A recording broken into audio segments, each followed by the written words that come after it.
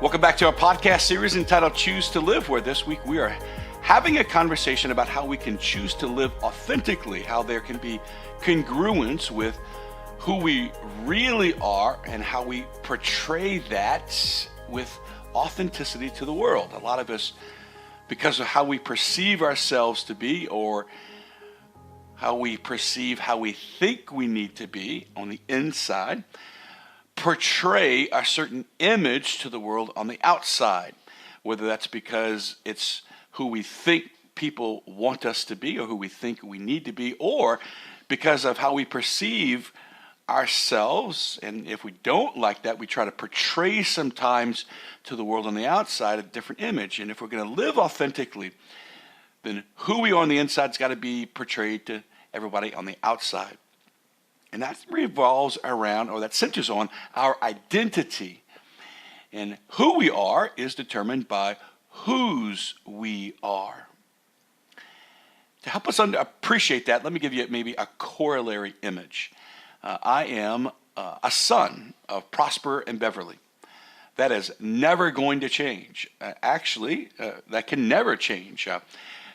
Biologically, I can never not be the son of two very particular people. Now, legally, I might be able to change my last name, or legally, a person can disown their family or relationships with people. You can do lots of things legally that would, you might say, help people appreciate who you are. But physiologically, you cannot change that part of your identity. I am always going to physiologically be the son of two very particular people. Well, likewise, more importantly, we are always the son or daughter of God. And that cannot change. That's whose we are. We belong to a very particular God.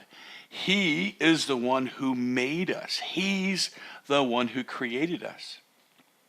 And our Heavenly Father is not someone who loves us because that's what He does.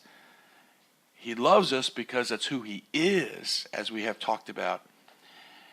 And we are His, and that is what determines our identity. And that can't change by our successes. That can't change by our failures. That can't be altered by our age. That can't be transformed by our successes. We are always a son or a daughter of a Heavenly Father who absolutely loves us. That's never going to change. And that, because it cannot change, runs deeper than any label that you and I place on ourselves. And that's good news. And that's the truth of who we really are. Now, that might be very different than the way that people in our lives define who they are. That might be very different than the way that we have been, you might say, formed to see who we are. But the truth of the matter and the truth in our lives is that we are sons and daughters of a Heavenly Father who absolutely loves us. That's the truth of who we are. And that identity not only is true while we are on earth, but that is the only identity that will live for us forever in heaven. I want you to imagine that just for a moment. That every label that we place on ourselves and every way that we try to define who we are, none of those things are going to be true in heaven. So if you're a successful businessman or woman now on earth, you won't be that in heaven, and then that's going to be for eternity rather than for the brief moment of how you live your life on earth.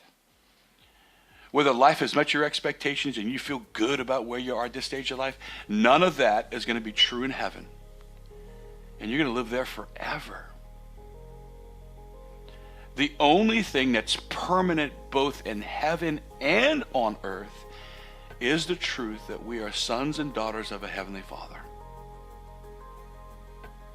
And if that's true forever in heaven, then that shows us here on earth whose we are. And that, my friends, is the bedrock of our identity and the foundation for us to live our lives with authenticity. For your homework today, I want to give you a Bible passage, and that is the prophet Isaiah in the Old Testament, the prophet Isaiah, chapter 43, verses 1 to 7. Again, for your homework today, spend some time reading Isaiah chapter 43, verses 1 to 7. And ask God to show you whose you are as the foundation for who you are. God bless you.